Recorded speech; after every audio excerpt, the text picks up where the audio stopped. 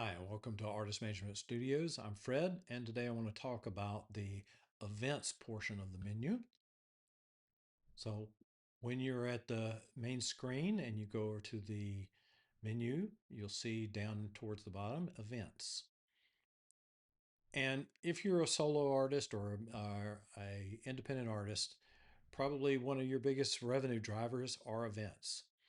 So you've got recurring events that happen in particular cities or locations every year, repeatedly over and over again.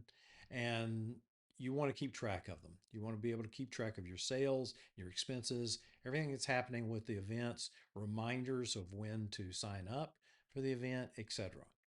And this is where you're going to do that. So you're going to have, there's two parts. There's events and event logs. So events are those events that recur. So you're going to add an event. You're going to give the name of the event, organizer, website, what application month. So what you're going to do by this is every September, then ahead of time, you'll get an email to say, oh, remember to apply for this particular event. Put in typically when the event date starts and your location, any notes, create that event. Now, once you've created the event, then you're going to go into view details, and then you'll create an event log for every year or every time that event occurs. And when you create the event log, you can click on it, come in. This is an overview. This shows me my return on investment as it stands with the data it has now. So the more data you add, the more detailed and more accurate that this return on investment calculation is going to be. But this gives you a place to log in your details. Okay, I want to apply.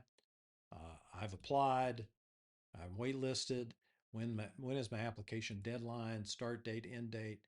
And then what a lot of artists tend to overlook is the time that they spend prepping, your travel time, your event working time. Those all have cost. Everything is associated. That's your, they really gives you a good inside look at what your true costs are. Application fees, booth fees, any additional fees that are assigned. Uh, you can then put in how many email subscribers you got for that event. And then, of course, down here, you've got expenses, add expenses. And what I do when we're traveling with Margaret's business is that on my phone, I open up a tab in my browser on my phone that's right to expenses. And then that way, all I have to do is open up my phone, pull up that particular tab and add an expense. Drop in your category, put in a description, the amount, add that expense.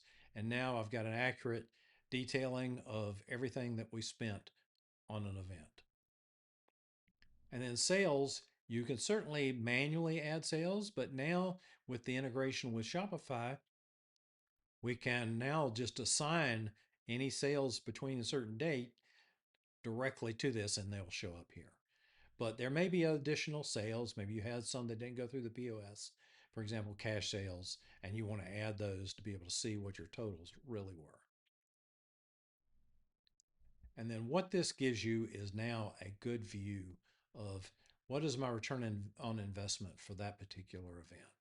And then when you're looking at it year over year, you'll be able to see, okay, where should I focus on this next year? Do I need to drop a festival or should I keep going to see it? And in event logs, this is going to show you upcoming events only unless you uncheck it.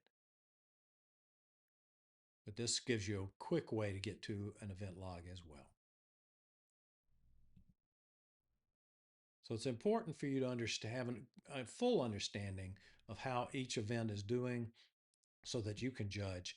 And again, this is another area where Claude, you can go in and ask it to look at what are my best performing events, Let's profile what each event is like, and then find me other events in specific areas that make sense for me to attend or to apply to.